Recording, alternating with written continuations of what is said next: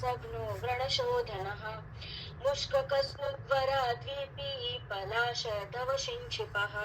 गुल्ममेहाश्मरी पाण्डु मेदोष कट्वङ्गफलाजमोदसिद्धार्थवचाः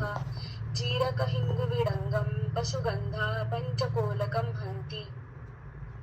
गोकण्ठकेतपसः चोरदानकाशाः वृक्षाबनिनलकुशध्वजपुङ्खपुङ्ग्राफल्लूकनेरकपुरन्तपरम्परारथाः वरदो वीरपराध्योऽयं हन्ति वातकृताङ्गवान् अश्मरीशर्परामूत्रो कृच्छ्राघातरुजाहरः रुद्रशाबरकरोद्धपलाशाजिङ्गिणी सरलतत्फलयुक्ताः कुत्सिताम्बकबलीगतशोकाः शैलवालुतरिते नवमोचा घंटीरणपित्तम् सर वो पित्त को मतलब विजेट पित्त मतलब जो दो विकृत पित्त रहेगा उसको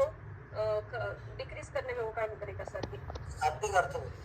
शब्द का अर्थ हिरण मतलब क्या है हिरण पित्त फलम राजावं दाणिमं शाकं मूत्रामयवातचित् अंजनं फलिनीमांसि पद्मोत्पलरसाञ्जनं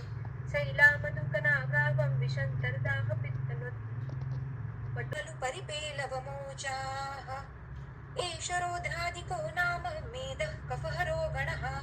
योनिदोषहरस्तम्भी वर्ण्यो विषविनाशनः अर्कालर्कौ नागदन्ती विशल्या भार्ङ्गीरास्नारुश्चिकाली प्रकीर्या प्रत्यपुष्पी पीततैलोदकीर्या श्वेता युग्मन्तापसानाञ्च वृक्षः अयमर्कादिको वर्गः कफमेधो विशापः कृमिकुष्ठप्रशमनो महर्षयः मदनमधुकदम्बा निम्बबिम्बी विशाला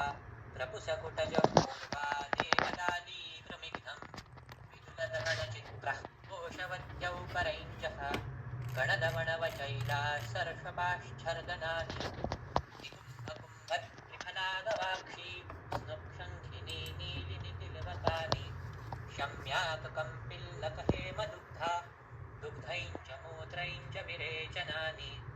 मदनकुटजपुष्ठदेवदाली